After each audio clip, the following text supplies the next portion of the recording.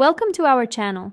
If you've received a Huntington Bank virtual card, activating it for online shopping is straightforward and secure. Step 1. Log into your Huntington Bank online banking account using your username and password on the official website or mobile app. Step 2. Navigate to the Card Services section from the main menu, where you'll find options to manage all your cards. Step 3. Locate your virtual card in the list of available cards and select the activation option. Step 4. Review the virtual card details displayed on screen, including the card number, expiration date, and CVV security code. Step 5. Verify your identity by entering a one-time password sent to your registered phone number or email address. Step 6. Once verified, your virtual card will be activated immediately and ready for online transactions. Step 7.